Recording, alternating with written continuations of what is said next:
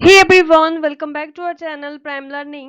So ICMR bread 2024 का exam आ चुका है एंड आई होप आप सभी की प्रिपरेशन काफ़ी अच्छी चल रही होंगी. सो इस वीडियो में हम डिस्कस करेंगे 1 मंथ एग्ज़ाम स्ट्रेटजी और कुछ इम्पॉर्टेंट टॉपिक्स के बारे में हम यहाँ पे डिस्कस करेंगे. जो सिलेबस है उसके हम एनालिसिस करके आपको डेफिनेट इम्पॉर्टेंट जो टॉपिक्स हैं आईसीएमआर के लिए उसको हम यहाँ पे बताएंगे. वीडियो को शुरू करने से पहले अगर आप लोगों ने हमारे चैनल को अभी तक सब्सक्राइब नहीं किया है तो इसको सब्सक्राइब कर लें. चलिए वीडियो को शुरू करते हैं. सो आईसीएमआर ब्रेड का जो एग्ज़ाम है, ठीक है, अगर हम इसके एग्ज़ाम पैटर्न के बारे में बात करते हैं तो इसमें इस बार कुछ चेंजेस है. जो लास्ट टाइम का आईसीएमआर का एग्ज़ाम था, ठीक है, उसमें mainly A and B two section थी, ठीक है, एंड टोटल उसमें 125 जो थे वो क्वेश्चंस होते थे. बट इसमें मतलब आपको 125 अटेम्प्ट करने होते थे मैक्सिमम, ठीक है. इसमें क्या है कि टोटल नंबर ऑफ क्वेश्चन यहाँ पे 150 इस बार आपको जो एग्ज़ाम में आएंगे और हर एक क्वेश्चन जो होगा, ठीक है, ये 1 मार्क्स कैरी करता है. और इसमें जो नेगेटिव मार्किंग भी रहती है, ठीक है, 1.25 की, यानी कि 1/4 इसमें नेगेटिव मार्किंग होगी. और इसमें जो है 3 सेक्शंस होंगी, section A, section B and section C, ठीक है. लास्ट टाइम क्या था, जो सेक्शन ए था उसमें मिक्स इन्होंने दिया था जिसमें कि जो जनरल साइंस हो गया, एनवायरनमेंट एंड जो एप्टीट्यूड है, ठीक है, वो सब इन्होंने मिक्स करके यहाँ पे जो सेक्शन ए में दिया था. बट इस बार यहाँ पे क्या है, सेक्शन ए में ओनली एंड ओनली जो एप्टीट्यूड सेक्शन होगा, इसमें कोई जनरल साइंस नहीं होगी, कोई भी जो करंट अफेयर्स कुछ भी नहीं होगा, ठीक है. तो जो ए सेक्शन है उसमें आप जो सीएसआर के आप जो फर्स्ट सेक्शन होता है, ठीक है, उसमें जैसे टॉपिक्स होते हैं वैसे ही इसमें इस बार भी इसमें इस बार आएंगे, ठीक है. और जो बी पार्ट होगा, बी पार्ट में क्या होगा कि इसमें जो क्रॉस डिसिप्लिनरी एरियाज है, यानी कि जैसे कि बहुत सारी यूनिट्स हैं, हाँ, है हमारी, जैसे सेल बायोलॉजी, मॉलिक्यूलर बायोलॉजी, ठीक है, डेवलपमेंट बायोलॉजी. तो इस तरह से बहुत सारी जो जो भी आप सीएसआर के लिए यूनिट्स पढ़ते हैं उन सभी से यहाँ पे क्वेश्चंस आएंगे. और यहाँ पे 50 क्वेश्चन रहेंगे ईच सेक्शन में, ठीक है. और जो सी पार्ट होगा इसमें एक आपको चूज करना था, ठीक है. जैसे कि कुछ लोगों ने यहाँ पे बायोकेमिस्ट्री चूज किया होगा, ठीक है, कुछ लोगों ने यहाँ पर जो है वो बायोलॉजिकल साइंसेस चूज करा होगा. तो इस तरह से इसमें से ही आपको काफी सारे क्वेश्चन यहाँ पे पूछे जाएंगे. तो अगर हम स्ट्रेटेजीज के बारे में बात करें तो आपको जो पी वाई क्यूज है इनको बिल्कुल भी इग्नोर नहीं करना है. जो भी लास्ट ईयर के पी वाई क्यूज है आपको इनको अच्छे से करके जाना है, ठीक है. प्लस जो एनसीईआरटी है, ठीक है, इसमें क्या होता है, इसमें बहुत ज़्यादा डीप नॉलेज आपसे नहीं मांगता है आईसीएमआर. आईसीएमआर जो होता है वो आपकी कॉन्सेप्ट नॉलेज को चेक करता है और आपके जो बेसिक्स होते हैं उस पर कंसंट्रेट करता है कि आपके बेसिक्स जो है वो कितने क्लियर हैं, ठीक है. जो सीएसआर का एग्जाम होता है उसमें बहुत ज़्यादा डीप नॉलेज में मांगा जाता है, बट इसमें ऐसा नहीं होता है. जिनके बेसिक्स क्लियर नहीं है वो एनसीईआरटी को बिल्कुल भी इग्नोर ना करें, ठीक है.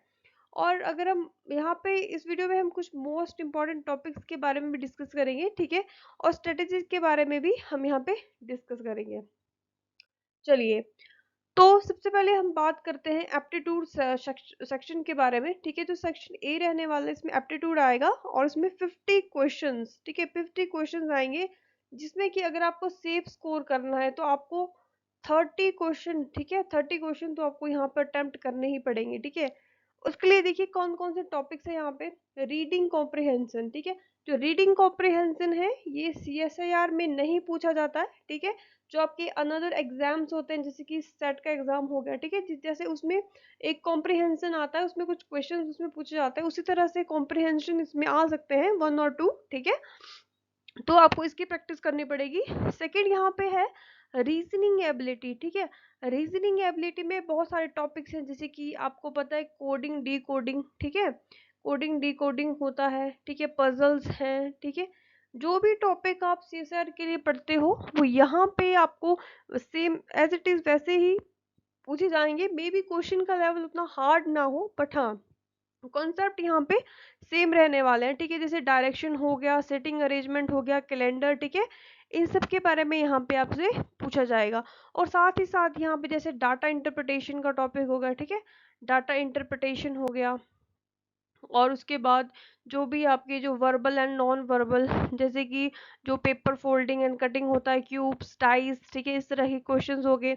या फिर जो वेन डायग्राम के क्वेश्चन होते हैं, ठीक है, वेन डायग्राम के क्वेश्चंस होते हैं। और जो डायरेक्शन हो गया, ब्लड रिलेशन हो गया, तो ये सभी टॉपिक्स जो है इम्पॉर्टेंट है, ठीक है। यहाँ से डेफिनेट एंड डेफिनेट क्वेश्चन जो है वो आएंगे। सो आप जो है इन कॉन्सेप्ट को अपने अच्छे से क्लियर करके जाइए और क्वेश्चन प्रैक्टिस जरूर करिए। आप इसके लिए आप CSIR के, ठीक है, DBT के और ICMR, ठीक है, ICMR की जो PYQs है, ठीक है, अगर आप उनको 5 से 10 साल के, ठीक है, मिनिमम अगर आप 5 साल के PYQs भी लगा के जाते हैं, ठीक है, तो आपके डेफिनेट एंड डेफिनेट 30 से 35 क्वेश्चंस आपके जो है वो बन जाएंगे, ठीक है। और इसी तरह से जैसे कि क्वांटिटेटिव कंपैरिजन हो गया, ठीक है, क्वालिटेटिव एबिलिटी हो गया, एनालिटिक जो एबिलिटी हो गया, जैसे सीरीज के क्वेश्चंस होते हैं, ठीक है। और जैसे जो परम्यूटेशन कॉम्बिनेशन हो गए, ठीक है। सो उन सब को आप यहाँ पे ठीक है करके जाइए। और जैसे मीन मोड मीडियन, ठीक है, जो मीन मोड मीडियन होता है, यहाँ से भी एक क्वेश्चन आने के पूरे पूरे चांसेस उसमें रहते हैं, ठीक है। तो ये हो गया पार्ट सेक्शन ए के बारे में, ठीक है। आप ये हमारे सेक्शन ए की जो है वो स्ट्रेटेजी रहने वाली है। नेक्स्ट अगर हम बात करते हैं सेक्शन बी के बारे में, तो सेक्शन बी में, ठीक है, जो है वो यूनिट्स कौन कौन से, इसमें 10 यूनिट्स इन्होंने दी है, ठीक है।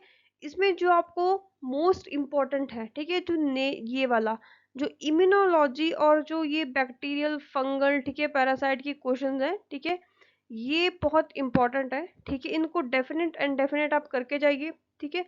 और उसके बाद जो मॉलिक्यूलर बायोलॉजी, ठीक है, molecular basis of occurrence in living cell, ठीक है, मॉलिक्यूलर बायोलॉजी हो गया, सेल बायोलॉजी हो गया, ठीक है, सेल सिग्नलिंग हो गया। उसके बाद जो डेवलपमेंट बायो में, ठीक है, आप क्या करके जाओगे, आप करके जाओगे स्टेम सेल्स, ठीक है, स्टेम सेल्स आप करके जाओगे। और आप करके जाओगे जो डिफरेंशिएशन हो गया, ठीक है, ऑर्गेनोजेनेसिस हो गया। ये सब इंपॉर्टेंट टॉपिक्स है, ठीक है। और ये इससे यहाँ पे क्वेश्चन जरूर पूछे जाएंगे, स्टेम सेल से जरूर क्वेश्चन आएगा, ठीक है। रीजनरेशन टॉपिक, रीजनरेशन से जरूर यहाँ पे क्वेश्चन आपको एक देखने को मिलेगा। उसके बाद जो फिजियोलॉजिकल प्रोसेसेस है, इसमें इसमें आपको क्या करना है, जो फिजियोलॉजिकल प्रोसेसेस में भी आपको जैसे कि जो नर्वस सिस्टम है, ठीक है, हमारा नर्वस सिस्टम है, सर्कुलेशन है, ठीक है, सर्कुलेशन है, ठीक है। और ये सब जो है इंपॉर्टेंट टॉपिक है, ये आपको ज़रूर करके जाना है। और रेस्पिरेशन जो है, रेस्पिरेशन का जो टॉपिक है, ये वाला भी आपको डेफिनेट करके जाना है।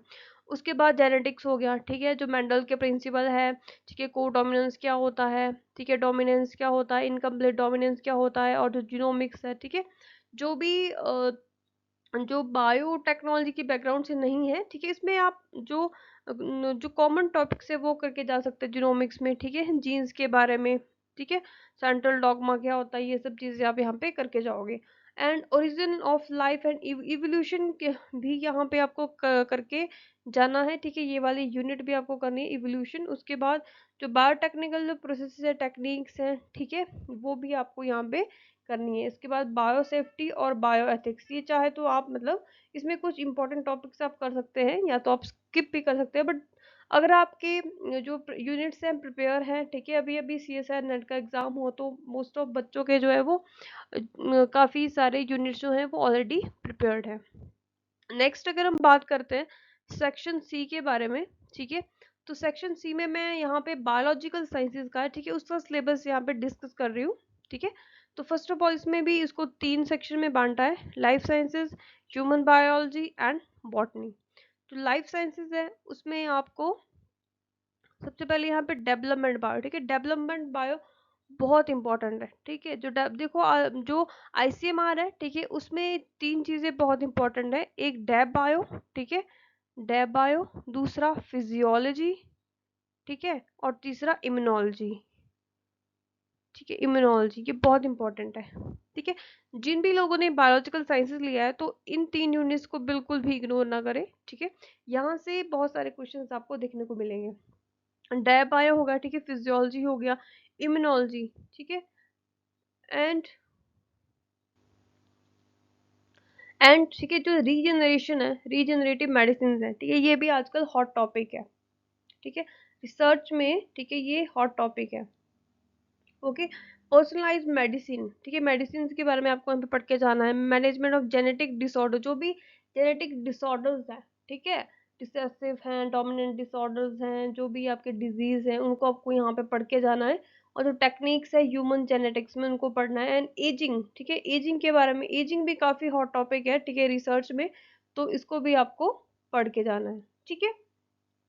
सो ये तो था अभी लाइफ साइंस का। सेकंड यहाँ पे ह्यूमन बायोलॉजी। तो ह्यूमन बायोलॉजी में, ठीक है, जो कैंसर का टॉपिक है, ठीक है, जो कैंसर जेनेटिक्स है, यहाँ ये आपको डेफिनेट करके जाना है, ठीक है। ह्यूमन डिजीज एंड बायोलॉजी, जो जितने भी ह्यूमन के डिजीज है उनके बारे में आपको पढ़ करके जाना है। क्लिनिकल जो जेनेटिक्स है, ठीक है, रीजनरेटिव मेडिसिन, ठीक है, पर्सनलाइज मेडिसिन, ठीक है, ये तो हमने अभी डिस्कस किया, ठीक है, तो ये सब आपको पढ़ना है। उसके बाद बात करते हैं बॉटनी, ठीक है।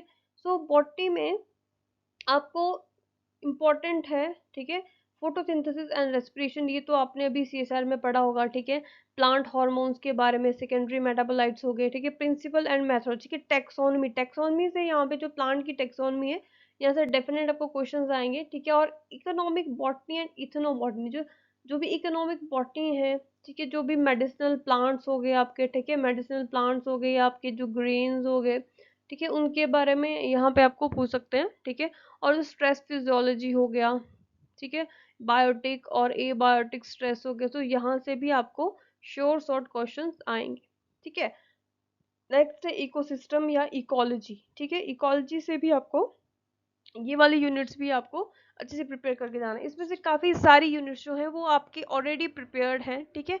सीएसआर की जो यूनिट्स इसमें ऑलरेडी प्रिपेयर्ड हैं, काफ़ी सारी यूनिट्स इसमें सेम है, ठीक है।